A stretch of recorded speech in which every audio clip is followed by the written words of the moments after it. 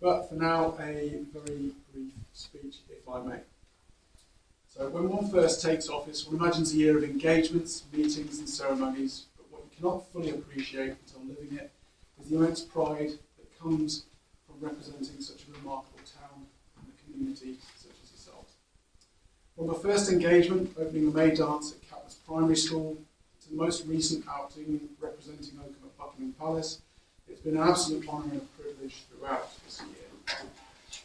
This year has been filled with countless memorable occasions and, above all, opportunities to meet with extraordinary people who make Oakham such a special place to live. One of the most profound aspects of the mayoral year has been attending so many military and commemorative events throughout the county and beyond. These occasions remind us not only of the sacrifice made by previous generations, but also of the continuing importance of remembrance of service and duty in modern life. This year's remembrance commemorations were particularly poignant. Standing together as a community in silent reflection is always moving, but during this 80th anniversary year of VE Day, there were even deeper sense of gratitude and reflection. We were reminded that peace and freedom were very hard won, and that the debt that we owe those who served can never truly be repaid. Among the most moving moments of the year for me personally was laying of the white orchids at Roxby Rail on one of the original steam locomotives Singapore deployed to the Far East during World War II in remembrance of the soldiers of the Forgotten Army. Their courage, endurance and sacrifice too often overlooked in the wider narrative of the Second World War, and it was an honour to pay tribute to them on behalf of the community. Merchant Navy Day also provided an important opportunity to recognise those who served and continue to serve at sea, often in dangerous and demanding circumstances, sustaining our nation through conflict and peacetime alike. Another unforgettable occasion was attending the beating of the retreat at Rutland Castle, accompanied both by the Royal Anglican Corps of Drums and the band of the Brigade of Gurkhas. The spectacle, discipline and tradition on display made for a truly stirring of the evening and served as a reminder of the enduring ceremonial heritage of our armed forces. But it wasn't all military matters. Equally fascinating was attending the biennial justice ceremony at Oakham Castle and witnessing a criminal trial being undertaken within the historic grounds. A ceremony that has continued uninterrupted every 2 years since 1229. It was a powerful reminder of the continuity of justice and civic life in Rutland across many centuries, and of the remarkable heritage that we are fortunate to be part of. Of course, civic life is not all about ceremony and remembrance. It's also about community, enjoyment, and bringing people together. The summer band concerts in Cutsclose Park were once again a tremendous success. Week after week, residents and visitors gathered to enjoy wonderful performances in a relaxed, welcoming and largely dry setting. It has been heartening to see so many people enjoying these events together, and I would like to thank everyone involved in organising and supporting them. I would also like to recognise the tremendous efforts of the UK Town of Culture big team, who have done such outstanding work on the very tightest of deadlines in championing Oakham and Rutland. They have truly been banging the drum from our community, showing the creativity, heritage and spirit that makes this area unique. Regardless of the outcomes, the work has already brought enormous energy and positivity to the town. There has also been significant and important work undertaken to explore the future of Victoria Hall. Many people throughout the community will appreciate the importance of the building, not only historically, but as a focal point at the heart of the town. I'm encouraged by the progress made towards saving and revitalising the hall to date, aiming for a renewed beating heart of the community. And I very much hope we will see the plans move forward during 26 and 27. Similarly exciting, a project to bring the ichthyosaur and Roman mosaic to the Rutland County Museum, along with the wider developments and technological advancements towards the building. This is a hugely important cultural opportunity for the county, and one which I know will inspire residents and visitors alike for generations. But no mayor serves alone, and I've been fortunate enough to receive kindness, support and friendship from so many people throughout this year. My thanks go out to the staff of OTC for their unwavering support, organisation and diligence even through trying times, and also to my fellow OTC councillors who generously sacrifice their free time for the betterment of the town. My sincere thanks go out to Dr. Sarah Finette for her considerate, warm-hearted support and encouragement at so many civic occasions. The work she does for Oakham and the wider Rutland community is staggering, and it's been a pleasure to share a space with someone so passionate for our small piece of England. I'd also like to thank the outgoing High Sheriff Richard Chesterfield for his friendship, good humour and service over the past year, and to offer my very best wishes to the incoming High Sheriff, Mrs. Susanna Fish, ably assisted by the ever-excellent Under-Sheriff Peter Lawson. I'd also like to thank Councillor David Ainsley of Oakham Town Council and Andrew Brown from RCC for their companionship, consistently good-humoured conversation at the many civic events that we have attended together throughout the year. Public life is made infinitely easier and consistently more enjoyable by the company of people. And finally, I'd like to thank all of you, the residents of Oakham. Serving as your mayor has been an immense honour and one that I will always cherish. It has been a wonderful reminder in all my engagements this year that Oakham may be very small in size, but it's a character, history and heart, and embodies the true county motto, multi heart. Thank you very much. So, at the end of that meandering speech, everyone, I'll move on to item number 2, the confirmation of the minutes of the town meeting held on Wednesday, 13th May 2025, a year ago. Would anybody care to go ahead. You wanted a proposal? Oh, very good. I was here. You have to have been here to propose and second them. Do I have a second anywhere? Oh, thank you very much. That's Mr. Martin Brooks.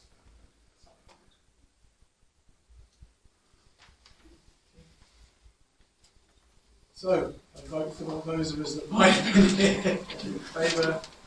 There we are. Very well, on to what you're all here for then. Item number 3, to consider issues raised by those attending relating to the town of Oakham. Fire away, team. Who's first? Mr. Chairman, I hope you enjoyed your year in office. It's obviously been a very demanding one for you. Thank you. I'm Adrian Wilkinson. I'm the chairman of Oakham Bowling Club, and I'm here to represent the views of the members of our club. This was the meeting of the Oakham Town Council on the 29th of April, but it was agreed that a feasibility and a redevelopment strategy for Oakham sports facilities. May I say, please, from the outset, that we, as a club, were very disappointed that we were not given advance notice of the council's intention to change the landscape of the council at the Vale in Oakham. Given that we had held the lease for many years, one might have thought, out of courtesy, that the club had been informed of the council's intentions. Mr. Chairman and fellow councillors, it might be useful for your consideration to understand the very proud history of our club. The club was formed in 1910, which is 116 years on. It's the most friendly club. We have a membership of over 100 members. We have open days every year, and this coming Saturday we offer a facility game which has been well advertised amongst the town. We always recruit new members on that day. We encourage all genders and age groups alike, although the majority of our members are of the older generation of the town. It is beneficial for both physical and mental health, friendship, and combats loneliness. The summer season is extremely busy, with fixtures involving teams from Leicester, Shire, and Rutland. Throughout the year, we are visited by many hundreds of bowlers and friends from the counties of Rutland, Leicestershire, Lincolnshire, and beyond.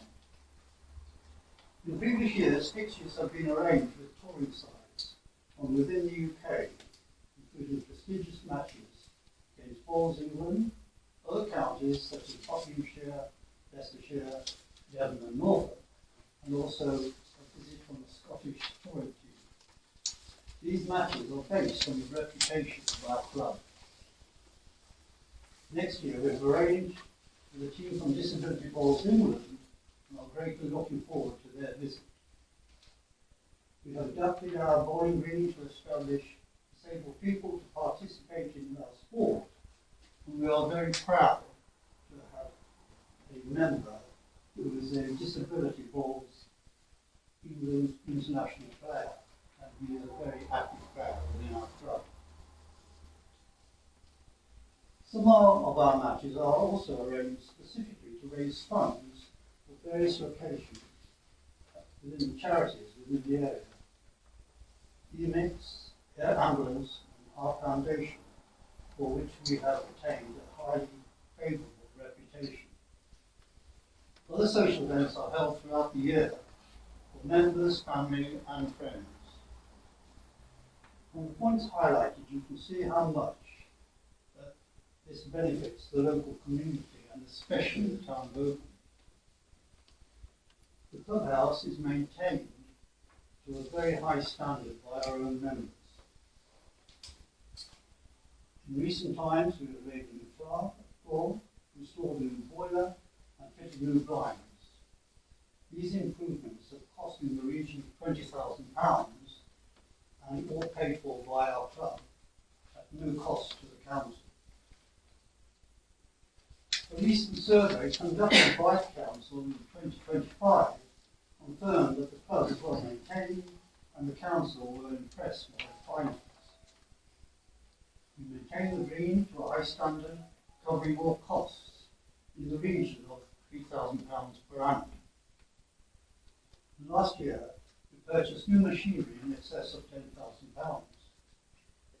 The location of the green and its facilities are admired by all who visit the club and are the envy of many teams. We remain an independent club and are totally committed to doing so. We ask what considerations were given to such an important matter. May I say, following a publication by the local Democracy Reporter last Friday, that this proposed project appears to be driven by just 2 members of your councillors, one of whom acted as a deputy chairman when the decision was made. Further, and not surprisingly, he had casting vote when the town council were undecided in their decision. It really begs the question, is it really right that a minority of councillors can determine what is best for the people of Oakham? It is noted that at the extraordinary meeting, 2 councillors voted in favour of the item under consideration, 2 abstained and 1 voted against. May we respectfully appeal to those councillors who abstained to seriously consider their future options on such an important matter and register any future vote for the benefit of the townspeople of Oakham. Further questions do require answers. As a feasibility study gone out to tender, do you agree that we have an agreement on the Town Council meeting held on the 13th of February 2019 to extend our lease to 2038? This letter was signed by Alison Greaves, Town Clerk, dated 28th of May 2019. Also, may we please have a copy of the land lease for the land we occupy?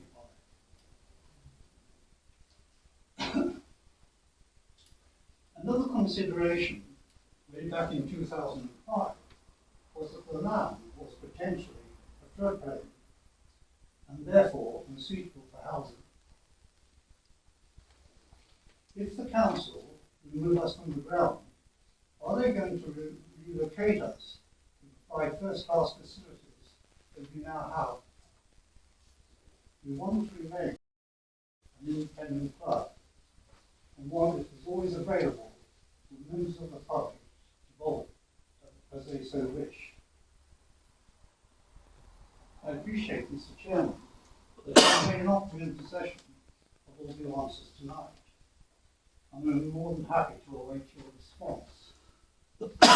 We also note this decision was taken in your absence and that full council members were not present.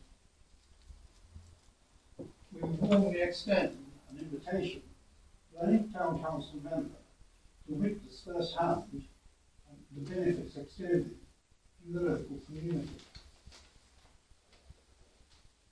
In conclusion, may I end on a personal note.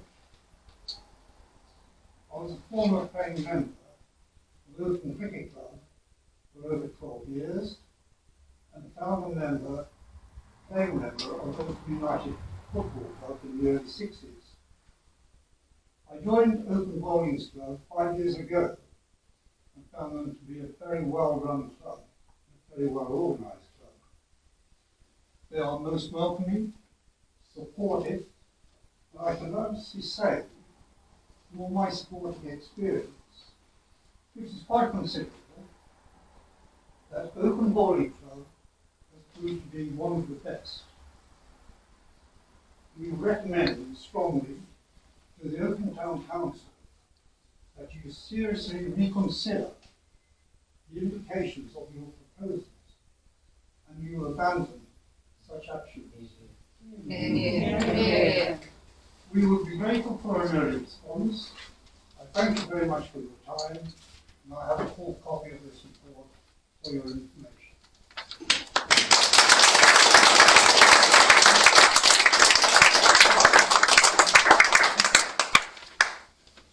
Thank you very much, sir, for your deputation. It seems that, yes, your assertion is correct. I certainly wasn't at the meeting. And we will very much take your points on board. Do you have to take these things?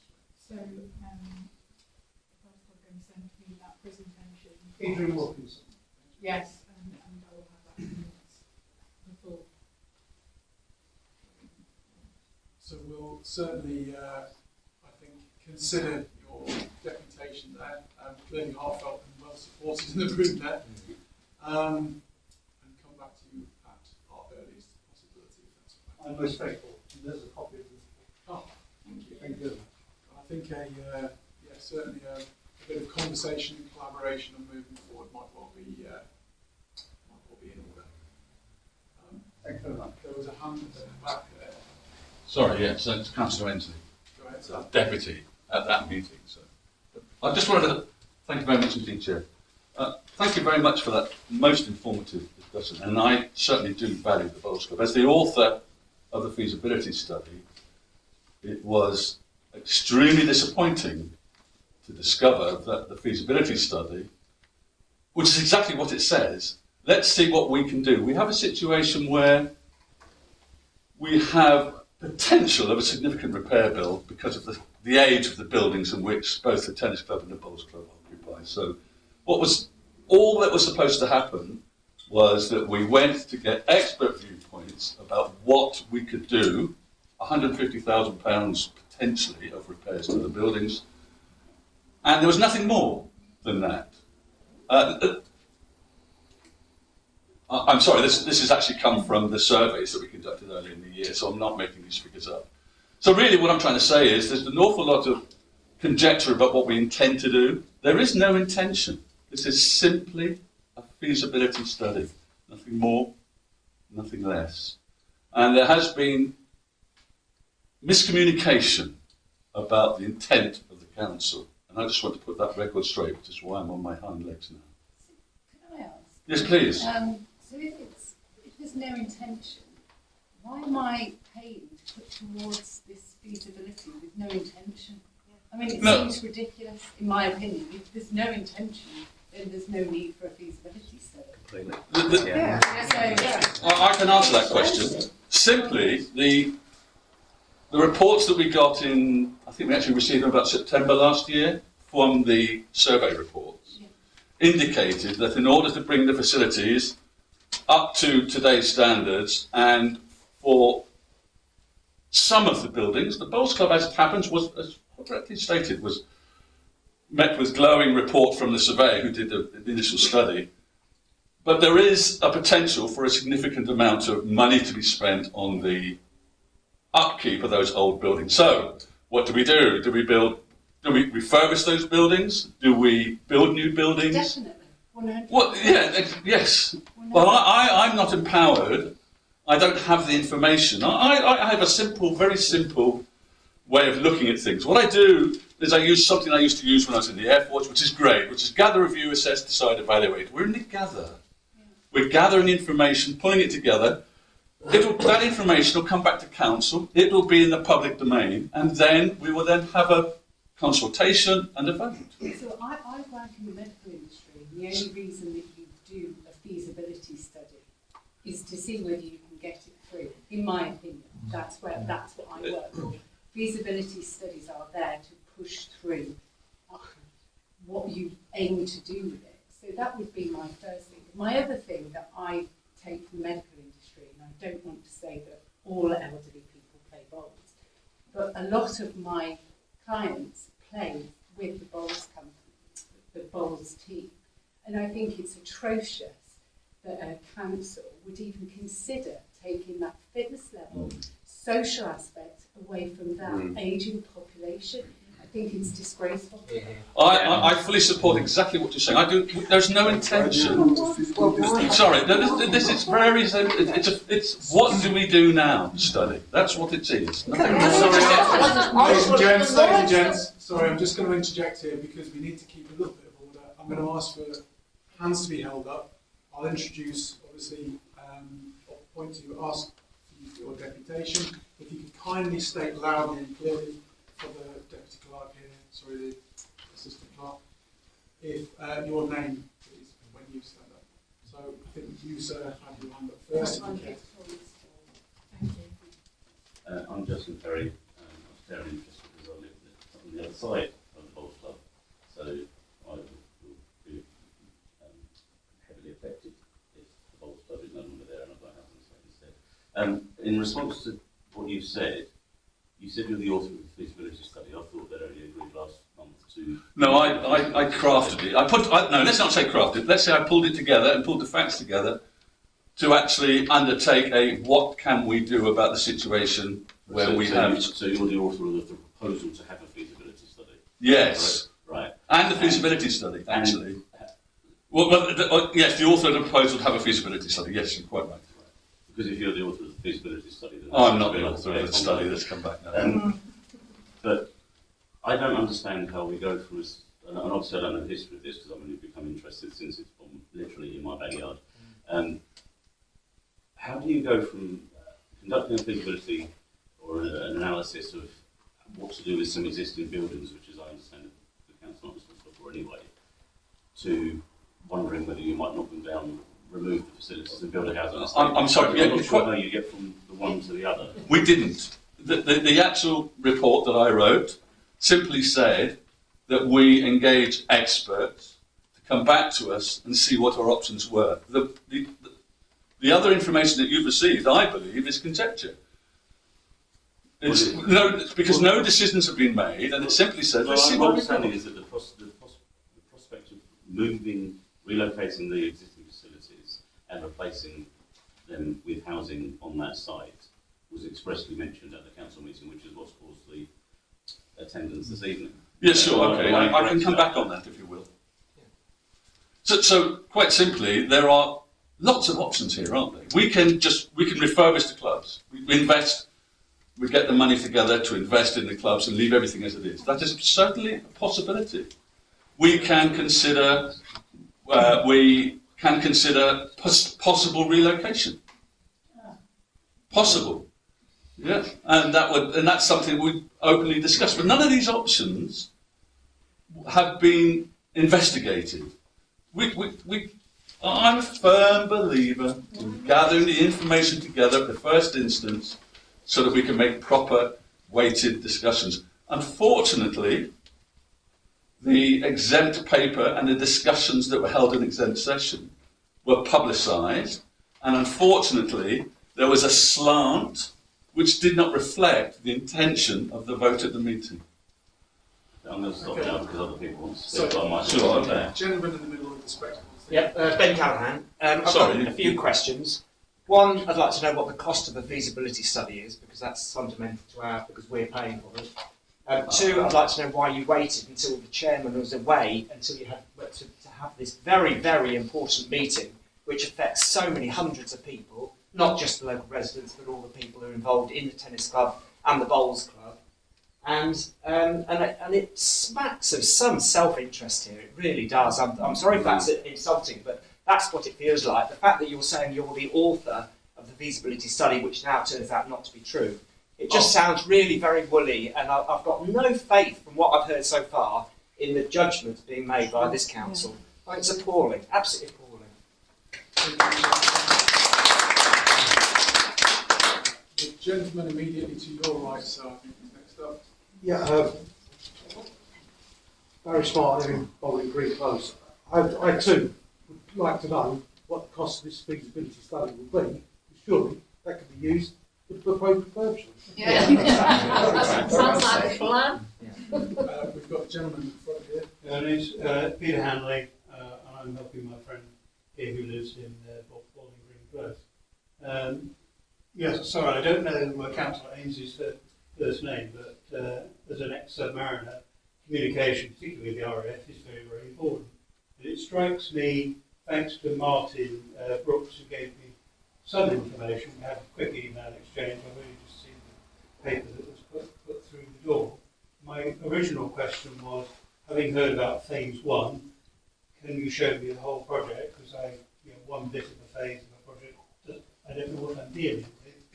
Apparently that's going to be minuted tomorrow. I've looked at the draft minutes, which are a blank. So that's a shame I'm not going to have any information for tonight. So what's this meeting? What's the purpose of it? Listening to what's going on, it seems to me that we need to see the original brief that triggered off this feasibility study or whatever it is. The documents need to be public. People need to understand what on earth is going on, what the intention is. If there is no intention, as Councillor Ainley says, let's have it clear. If we could have that, Mr. Chairman, very, very clear, because everybody is upset. The bowling club, quite right now, I'm a croquet player, but I had a quick look at the law and it looks fantastic. And I couldn't imagine where they would get relocated. They're right in the middle of the town. People would have built up decades of relationships and travel routes to throw that all up in the air seems absolutely crap, without a solid, good reason, which goes for a proper cost-benefit argument. So lots of things can be easily sorted. If there is no intention, please tell the town, where Oakham Town Council is what I would ask as soon as possible. Please. What I can absolutely say, again in my own capacity, very much unilateral at the moment up here, I would suggest that there's clearly such strength of feeling here that we will have a very robust public consultation phase to discuss this at length and gather a great array of viewpoints. It feels very much like there's a groundswell in one direction, and certainly the objective of this council is not to misrepresent the wishes of its voting populace. So absolutely, I think it's appropriate that we engage with all interested parties throughout any further dealings on this. Sorry, as a follow-up, could we have the information accessible? I'm very grateful to Martin Brooks. But when I look where it comes off a blogspot, which to me is private communication. I'm not aware of it being a website for Oakham Town Council. It seems to be something called Local Democratic Report. It seems a bit difficult to get at the information of the Town Council business. There is our webpage, and if you search for Oakham Town Council, it will bring up. You can see all the minutes of the meetings and how everything is voted. And this material will be there. This material will be there as will the recording. reinforce that is, well, we obviously come, most people in this room come to this late on the basis that a decision has been made to proceed with phase one of something that we have no idea what is phase one of. But now I've learned for the first time, as far as September last year, people were undertaking studies which have ended up where we are now. I have no idea what they've done, and I agree with this chat. We need to go right back to first principles to understand what caused the initial studies to be undertaken, what the terms of reference of those studies were, and how they somehow morphed from how do we fix the facilities to how do we knock them down, throw them, put them somewhere else, and build a housing estate. So to partially answer your first element of the question, essentially the dilapidation study as it was back in 2019. 2020. Sorry. 25. Sorry. Did you say the dilapidations things in 2019? The last condition assessment, I won't say dilapidation, the last condition assessment was done. That's 7 years ago. No, it was done 2025. Right. Was essentially part of good husbandry to ensure that the assets that we have essentially the responsibility for are either kept in good order, or at least we know at what stage they are, so that potentially we can engage with stakeholders to then do exactly this. Well, I thought the clubs were responsible for the upkeep of their facilities, not the council. That's what I read in this paper that was sent around by Council Progress. Is that study available to read? Yes, I I believe £1,000 I'm sure it is. We can publish that on the website. Yes, please, yeah. Yeah, sure. It's not in the interest of the council to hide anything from the advice. So I appreciate that this. It often appears that the council is opaque in its goings, but if you do, I wouldn't disagree with that. But please do familiarise yourselves with the website. So have a look on there. Everything that we ever discuss is published, and everything that we do in the chamber here is recorded. So it's all there for you guys to access. I realise that I think it's not necessarily forced into the public domain. But please, it is there to you, sir, were very patient. I'm very patient. I'll stand up as well purely because I'm the chair of Oakham Tennis Club. So my learned chair of the Bowls Club, I feel I need to emulate what you've done. My name's Ed Carlyle. I didn't prepare a speech, but I will certainly ride on your coattails. But there's a number of things that I think are very important that we share. And I think the first one is that we had our annual general meeting a couple of weeks ago, which was very well attended. And I think the feeling from the club there was how well it's all going, and the way forward is very, very positive. We have something like 300 members. We have disability tennis. I did a club survey shortly after being elected as chair, and we had quite a good response. We used Microsoft Forms. We had 80% of the membership saying that the fees that they were paid represented either good or excellent value for money. So if you think that in this cost of living crisis, where people are finding life very, very difficult, the fact they can go and play tennis for a very small amount of money each week, taking into account then the benefits that provides in terms of fresh air, exercise, mental well-being, all the things that can then be saved in terms of the NHS, local services, all of those sorts of things. That is something that we can't simply push aside. I think as well we talked about misinformation. I think one very important point that came in the article the other day was it said about the state of the tennis club. Now, yes, it's nowhere near as nice as the bowls club. However, myself and my predecessors as chairs over a period of time have tried to build up a relationship with the council, because obviously we need to make sure that we are sharing or get permission for those changes to be made.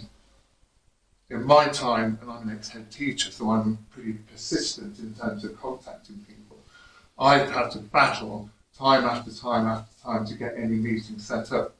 Fortunately, we are now in a position where we have got a very good working relationship, where we have talked about irrespective, in contrast to what was said in the article about us coming for taxpayers' money for repairs, in actual fact, for our own funding and for our own doggedness in applying for money from external sources, we would be able to hopefully fund a lot of those changes ourselves.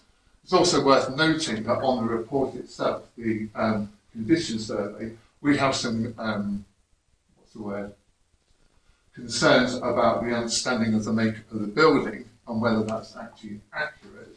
And it also ignores the fact that had we had a more prompt response from the council in the first place, we wouldn't be therefore in a position where we weren't able to make those changes. So the building would actually be in a far better position. So I think it's a bit rich for the feasibility survey to indicate that the tennis club is in a state of neglect or disrepair, as the word says in the article, but in actual fact there's been willingness from the tennis club going back 3 or 4 years to address those, get those changes made, and we simply get a water side. My mouth is getting very dry, so I do apologise. What I would just also add is that we have a huge upswell in terms of what we would like to achieve for the tennis club, working alongside the bowls club. In the survey that I put forward, we put lots of different options for unification, working with the bowls club, updating everything. It came out staying where we are. If it ain't broke, why fix it? That's the most important thing that came across.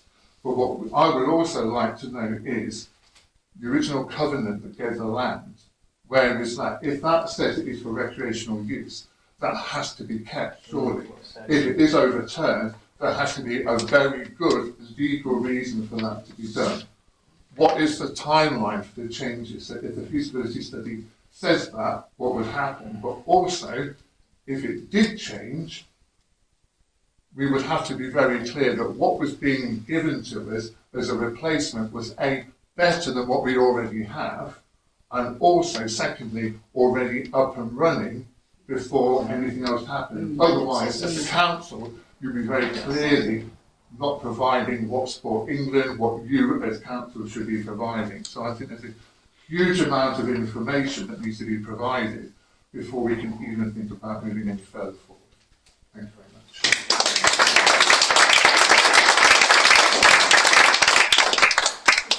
Just to come briefly back on that, at the risk of repeating myself, I don't think it's in the council's interest to be curtailing any sporting activities. I certainly don't think that was the intention of any paper that was put forward. As I said, I wasn't there to vote on it, but I think that this information was probably released into the public domain well ahead of time. And I'm not saying that is an excuse per se, but there was clearly no intention from the council to move ahead with anything without robust public consultation against the wishes of the. I have just one final question, probably to the gentleman. This feasibility study, is it going to take into consideration people that are using 300 members? Sorry, I can't remember how many. It's been over 100. 500 people that are using these facilities, and as you said, the impact, the knock-on impact this has for Rutland, the mental well-being. I am astonished that there's a feasibility going ahead. I'm absolutely blown away. And is that actually being assessed, or is it just houses? I'm going to defer to Councillor Ainsley, who looks like he wants to answer that directly. Yeah, I just want to make a small correction to what I said earlier. I misspoke. Nothing has been predetermined. I think that's important to note. That the feasibility study is open, and we're going to get advice, and nothing is predetermined. As regards the value of the two clubs, they're immeasurable. Okay. And there is no predetermination about what to do. However, when faced with a large potential bill for refurbishment, it makes absolute sense to gather the information together, have the public consultations, and determine what we can do. So nothing has been predetermined. I want to stress that absolutely. How much is this feasibility study costing? It's. Am I at liberty to say? It is in the It's minutes. actually- Right, the feasibility study. We haven't yet approached a series of contractors or a contractor. We've set aside a budget, and the majority of that budget is coming from the is it community infrastructure levy? Is it, or is it UKSPF? I can't remember. What figure are we talking? Oh, sorry. Well, I'm coming to that. I will answer the question. 40,000. No, 20 to 40.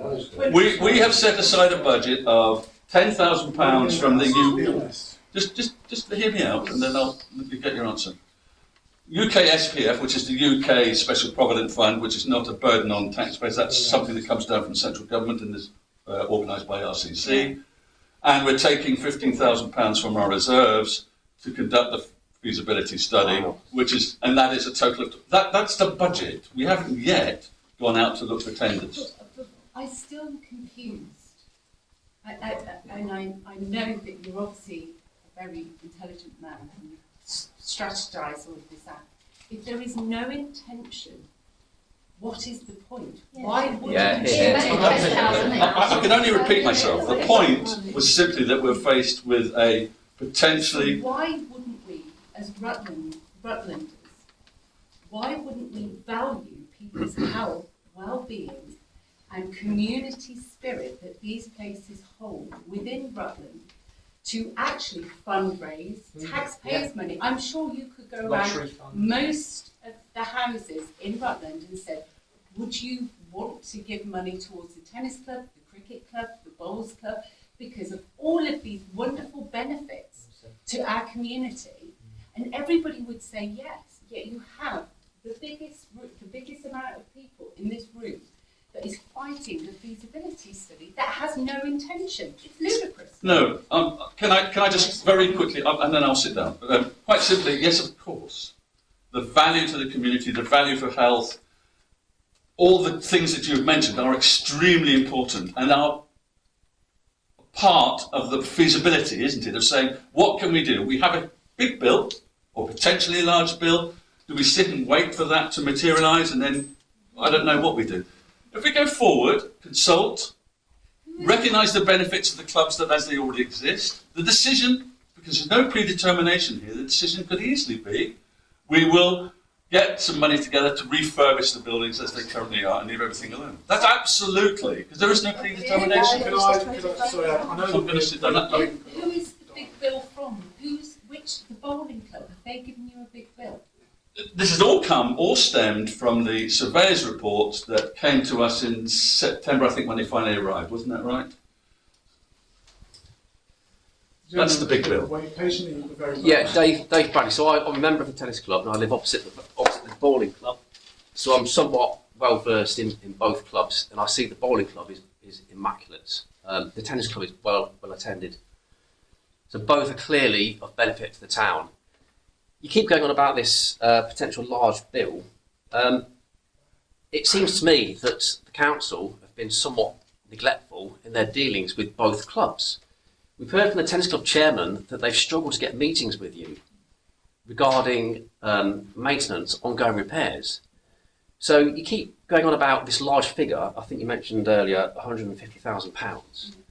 Well, that clearly is nonsense, because if you've engaged with the clubs over the years and months preceding, I think you'd realise that figure is a lot less. Those figures come straight from the surveyor's report, that's all I can say. But they're only a recommendation, they're not actually taken into account. And you've just said...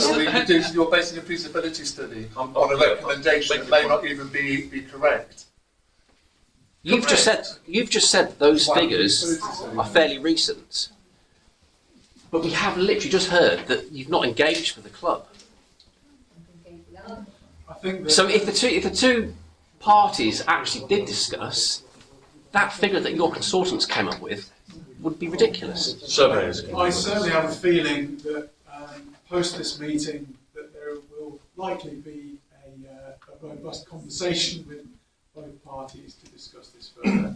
Clearly there's been a misinterpretation of the views of the council which by no means are to remove the service from the public.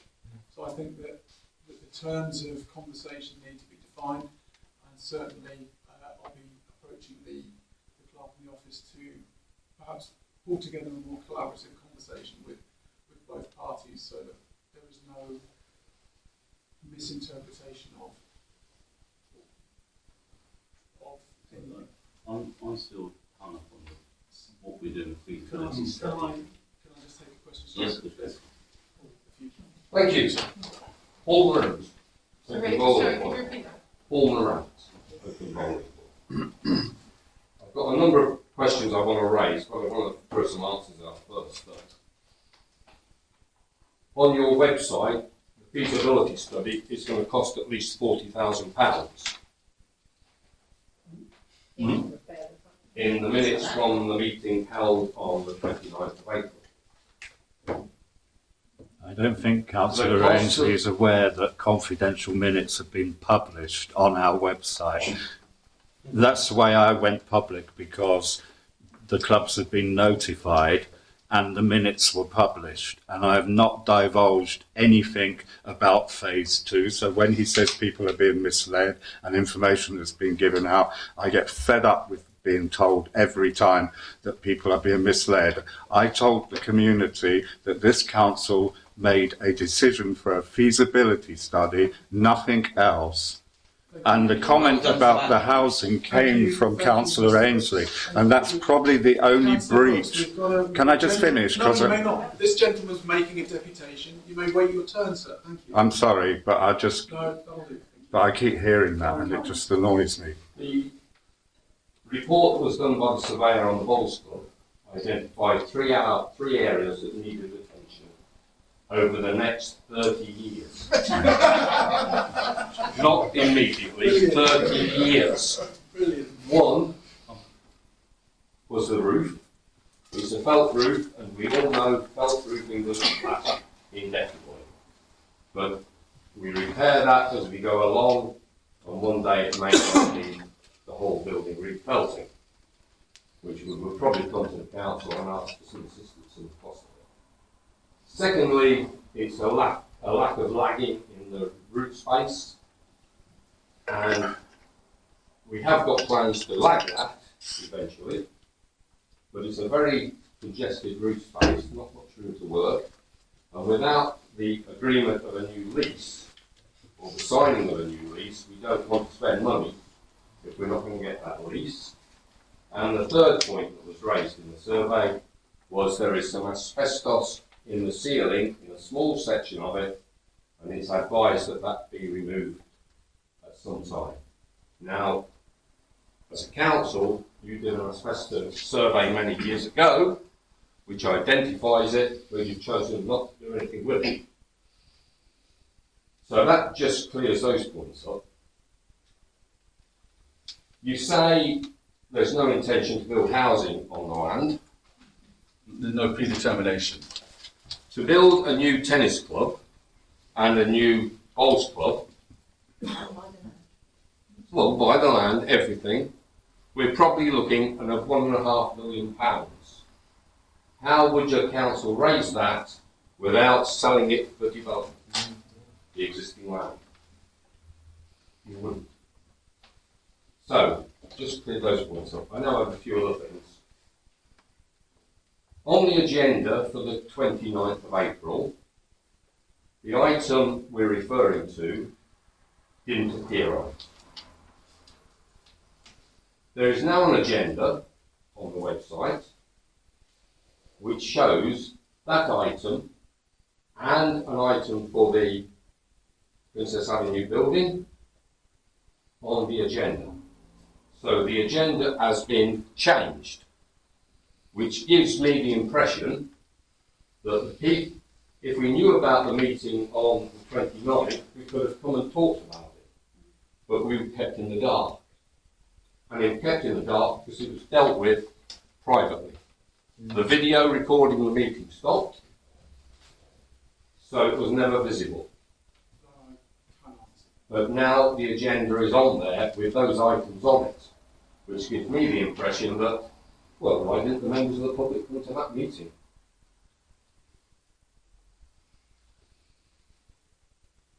That's that bit sorted.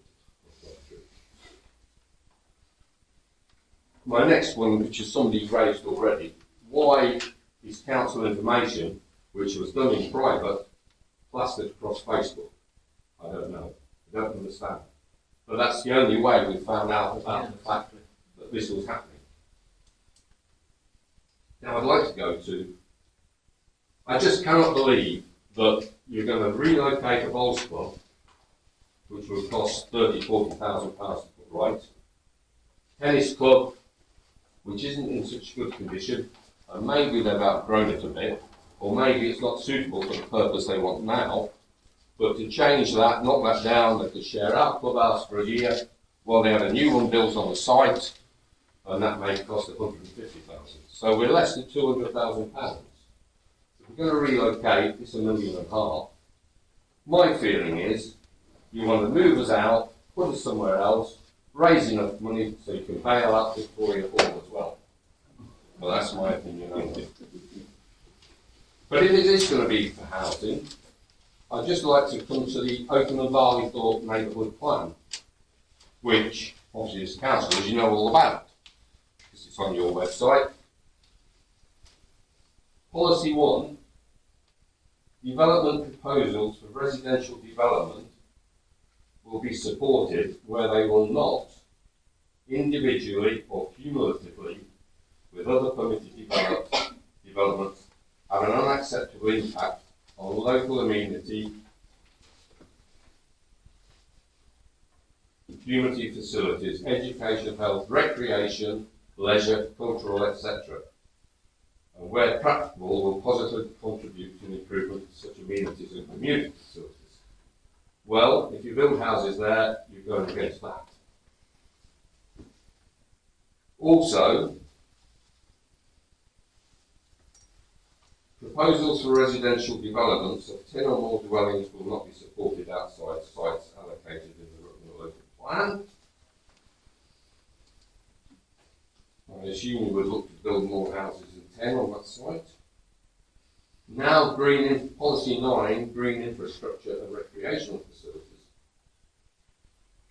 Development proposals that will result in an unacceptable impact on the purpose or function of existing green infrastructure and outdoor or indoor sport, recreation and gathering facilities will not be supported unless they demonstrate there is no longer a need for the existing infrastructure or facility, which it appears there is obviously a big need for it, and or that the site is no longer appropriate or viable for such use. Well, it seems viable and appropriate to me, as does most people here, I believe. Or demonstrate the implementation of solutions intended to reinstate green infrastructure and facilities, purpose or function, to the previous quality and connectivity elsewhere in the site or in its close proximity. So again, if you choose to build houses there or sell the land for development, it would go against the Oakham and Barleythorpe neighbourhood plan.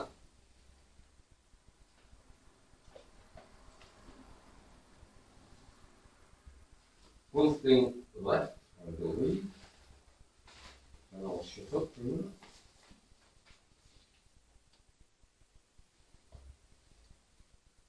As a former county and now an active local town councillor, Councillor Ainsley cannot guarantee to make everyone happy, but will always act in the best interests of the residents of Oakham and his ward. That's your bio on the council website. I recognise it, so thank you. Well, I don't think. Well, I think probably to start with, you're not making anybody happy, and I don't think it's in the best interest of the residents of Oakham.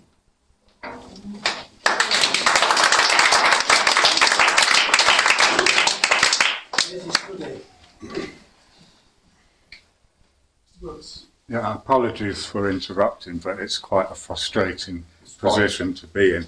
The gentleman there mentioned about it being on Facebook.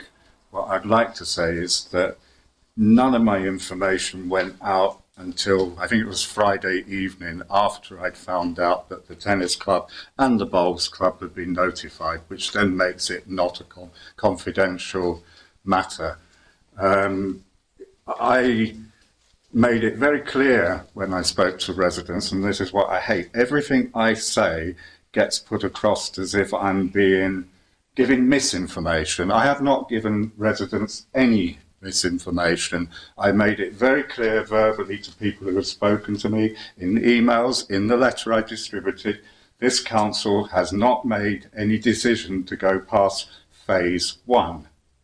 Now, I probably did breach confidentiality by revealing what Councillor Ainsley's desire is, and that's to sell it for housing. He sat here.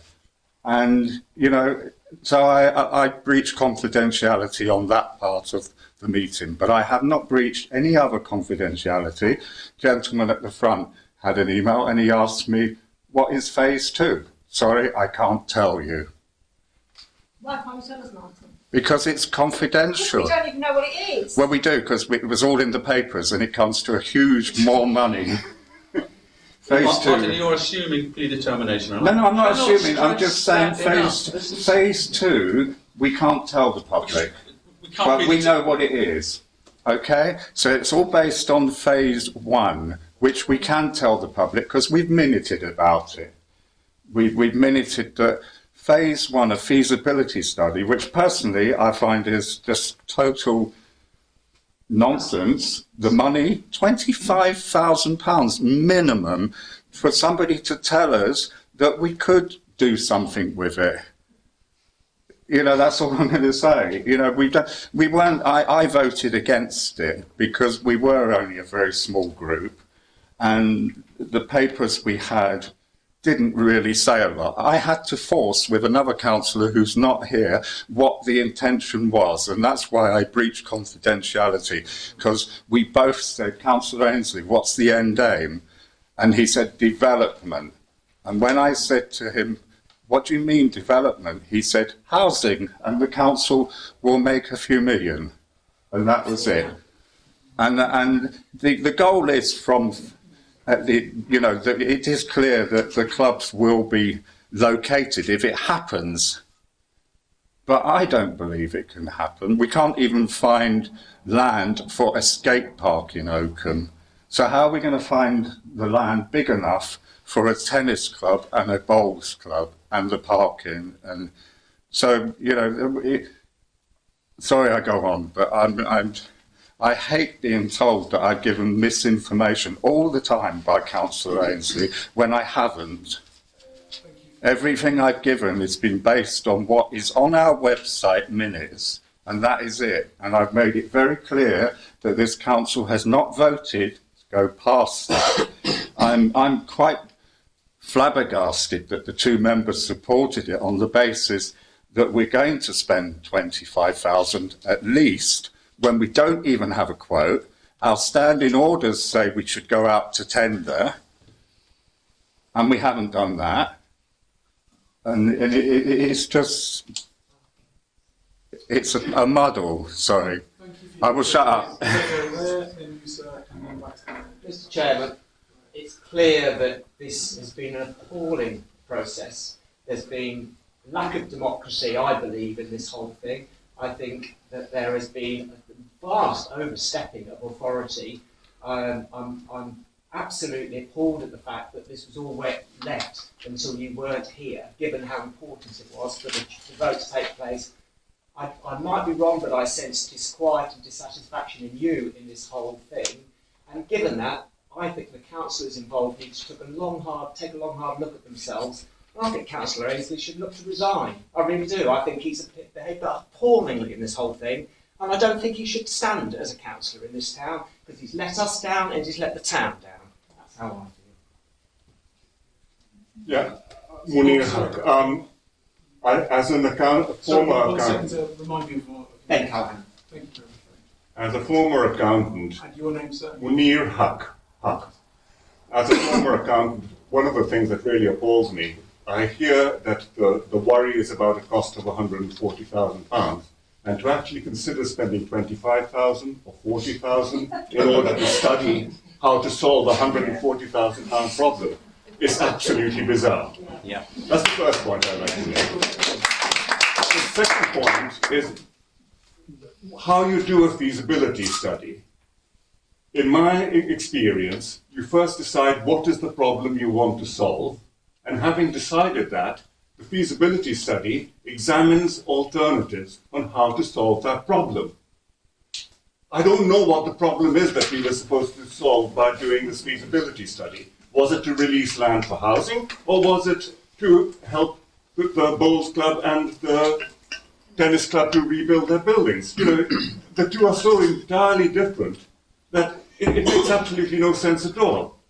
So I've only come here to find out how on earth this town can sort out problems like that.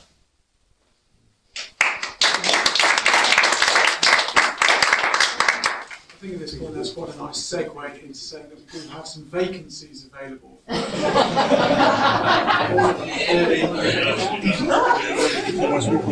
Clearly very, very motivated people. As I've, again, sound like a broken record, but it is not in our interest as a council to misrepresent the wishes of Can I ask a quick question as a councillor? The money that we've agreed on a casting vote the other day, is there any way we can stop that happening now? Because obviously the vote's gone ahead and the money's going to... Sorry. Stop on your thunder. Sorry, I'm just interested to know. Yes. I don't want that. Yeah. Moratorium on it. Seems that we might have to consider that as a course of action. And again, we do have a meeting again tomorrow at 6:30. Feel free to come along and be part of that as well. The seats will barely be called leaving today. So. Can I ask? Sorry. I'm going to ask this gentleman first. So, With the strength of your name, sorry, before. John Wilcock, you'll never spell it right. Another scruffy member of the Bowling Club. With the strength and feeling you've heard tonight, and the fact that you say we need a robust conversation about this, it's only logical that the council does put a halt on their expenditure. It would be ludicrous, from what you've heard tonight, to go ahead and potentially waste 25,000 plus. I spent 2 hours doing some quick sums, and I came up with 1.5 million will be what the land is worth, and 1.5 million will be probably relocation costs. Nil sum game. Yes. I'm not charging you 25,000 for that. That's a fee. Thank you for your generous. Just remember the first 3 letters of consultants. Yeah. They put the con in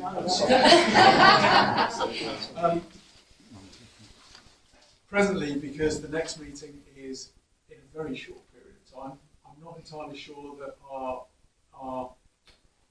rules permit this to be raised immediately, but certainly I think perhaps an extraordinary meeting might be in order. Could it also be AOB for the meeting?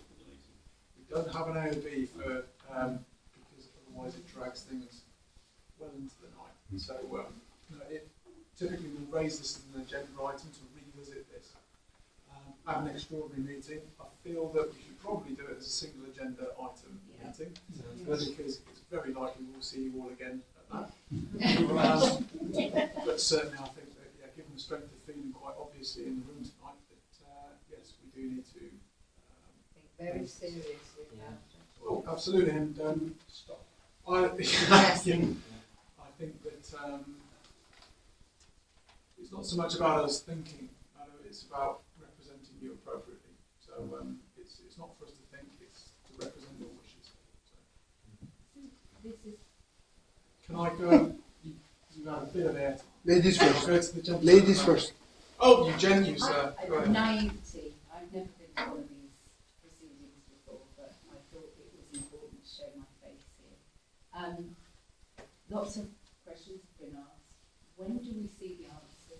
how do we access the answers from the council, you know, actual answers, because there's a lot of, I don't know, we can do this, when will we actually get firm answers of whether this is going to be raised as an agenda, on the agenda, all of the questions that have been asked, where do we access those? Should we expect them, and how do we expect them? And yes, could you educate me? So this meeting is recorded in its entirety. Board member here has the unenviable task of transcribing and going through this meeting and disseminating the questions asked this evening, for which we will A, prepare the best answers that we can, and B, we will publish those, presumably in minutes, or at least at the next meeting that we can actually address them. No, we'll give you a fighting chance. But I think what Councillor Mixer says is that they will go to extraordinary meetings, so he said that, so that will happen as an agenda item. The extraordinary meeting will be advertised on the website. If you have any queries outside of this meeting, if you email enquiries, and then when I've done the minutes, I can email them out, but they will be put on the website. So the answers to the questions will be put on the website, and outside of that, email inquiries and attend the extraordinarily super duper meeting for this thing. And everybody in here bring 3 more people.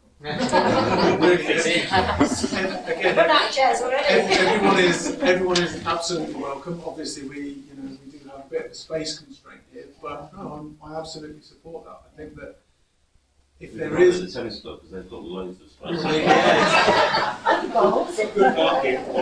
Lovely open spaces. And if there is, you can use for this sort of thing. If there is indeed a positive that has come from this, it is that at least everyone in this room has had a chance to engage with this particular part of local democratics. And I would genuinely encourage all of you to consider helping the council out so that potential faux pas like this aren't made, and that we don't misrepresent what you all want. We've got, sorry sir, yes, you were very gracious in your... My name is Sinan Orhan, and I'm not a member of tennis club, neither member of bowling club, but I live in Oakham. I received these 2 documents from you, from the council. One of them saying Oakham is bidding for UK Town of Culture 2028. The other one says we will demolish the tennis club and bowling to make, increase the housing. I don't think these 2 match. Second thing is, without reinforcing the infrastructure, increasing the number of housing, I don't think it's a good idea. We have to improve your schools, parking places, etc. first, before increasing the number of housing. I have a friend living in Oakham, and he says to Great Casterton because there is no place in schools in Oakham. I would certainly be one of the first to yes, I do think that Oakham has grown quite considerably in, well, certainly in my lifetime. I've been here for 39 years. And yes, I think that we could benefit from some more infrastructure. If any of you leave today's meeting with any creative thoughts on how we as a community can raise funds outside of the usual channels that a town council can operate within, please feel free to submit those and we will look to support them. It's what we're here for. Madam. Can I, Judy, can I raise a totally different question now? Because I think we've covered totally. In your introduction in the minutes from last year, you talked about the ichthyosaur coming to Oakham. This morning, the council have decided not to go ahead with the acquisition of the cabinet of the council, council not going ahead with the ichthyosaur coming to Oakham. Can the town do something to avoid that happening, to make it, because I think it's the most important thing for Rutland and for Oakham to have that sort of thing here. I have a vested interest in that. I'm the secretary of the Friends of the Museum, so Just as a question, if anybody has any thoughts about how we can progress the fact of the PSL staying in Rutland in some way. Yes, thank you. And you've quite nicely highlighted that my speech was written last night, not this morning. So thank you ever so much. I would assume it's going to be down to a pounds and pence kind of exercise. So I think so. my argument would be absolutely, let's do it. But as a community, not just the body of the 8 or so councillors that sit here, yes, let's work together as friends of the museum. Please come to us with an idea that we can broadcast far and wide so that we can start fundraising to do these sorts of things. Right. Absolutely. Thank you. You've got 40,000 saved from the What I was going to say. Go ahead. I'm sorry, I was going to say exactly that. Let's use the feasibility money on the exit side. And 2 million. I'll go to Mr. Brooks, who's had his hand there. Yeah, just one last thing on the Vale, I think that's what we call it because the main road is the Vale. Some people won't be aware. Councillor Ainsley said that we set a budget. We didn't set a budget. The minutes say quite clearly that they agreed to spend that money. I don't believe that due process has been followed. We haven't tendered, and I can't give the other figure because that hasn't been published. But reading it, it says 25,000 up to for the feasibility study. So on the 20th, we have an internal audit. And one of my aims is that we're going to ask the internal auditor if due process was actually carried out and whether that vote that the councillors took is actually legal. Because if it is a budget, it's not what the minutes are saying. The minutes very clearly say, the draft minutes, that we've agreed to spend £25,000 on phase 1. But carefully reading all the documentation, it suggests to me that it might cost more phase 1. So that's what I want the auditor to look at, because an auditor doesn't just look at the money, it looks at our processes. And the other thing is that we have a standing order that says if the money to be spent is above so much, we have to go out to tender. Now, I have done some research, and as Mr. Ainsley told us, this is a very specialist field, a consultant, and we could bypass that, but I don't believe we can, because I Googled 3 companies who could do the same work within about 10 seconds on, well, probably less than that, on Google. So that's what I want to bring up with which I will bring up with so there might be some change, because if we haven't followed the correct process, then we need to revisit it. Because we don't have a tender. They've agreed to spend money on something that we don't even, you've heard it tonight, we haven't got a quotation, should I say. And then I'll shut up. It's certainly something that we will revisit again, and you're obviously in your capacity as councillor, you're more than welcome to talk to the internal auditor at the due time. Yeah. But through the extraordinary meeting, I think we're very much going to backtrack and have a look at. Yeah, you would have to revoke standing orders, because we have a standing order that says that we can't revisit something within 6 months, but you have the powers to revoke that. Yeah. Sorry, it keeps revolving back to the same thing. There's talk of the feasibility study. The check this up, said it perfectly. The feasibility study is to determine whether or not a proposed plan of action is viable. But you want to spend £25,000 of our money on a study into a proposal that none of us are allowed to know about. That is just not acceptable. You cannot spend our money pursuing something that you know what it is, but we don't know what it is. And it very much seems that is absolutely not going to happen. Yes, Good. Well, we don't, even as councillors, we don't know what phase 3 is. That was the issue why I didn't vote. Thank you. I'm Councillor John Harris, and he moved into the town a couple of years ago, and I was delighted to be invited and was co-opted onto the council. It's extremely enjoyable, extremely frustrating at times, and I heard a lot of eloquent people here this evening. Now, if you have a few hours to spare, we only meet once a month for 2 hours. We do get a lot of emails in the intervening months, but I encourage you, come along tomorrow and see what it's about. You can come as guests, sit at the back, you don't have to participate. If you think you can make a contribution, please put yourselves forward. That's a good thing. Thank you. I'd just like to thank the council for the music they're providing this summer. It is most appreciated. Thank you. One thing I a couple of years ago, you never have a collection. Yeah. You have a charity, presumably. No, we've not had one this year. Well, you should have a charity and collect every week or. Yeah. Thank you for the recommendation. Any more for any more? No.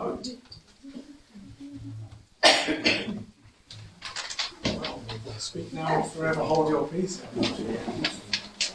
Can I would like to say thank you very much for your attendance this evening. It's clear that democracy is alive and working in our rural and just to echo Councillor Harris's suggestions, please do continue. It's a very valuable process, and we certainly thank you for bringing up and raising these concerns tonight. Thank you. I'm absolutely certain that in very short order, the chairs of the bowls and tennis clubs will be contacted for further comment and communication. So, thanks again for your strength of deputations tonight, everybody. Thank you.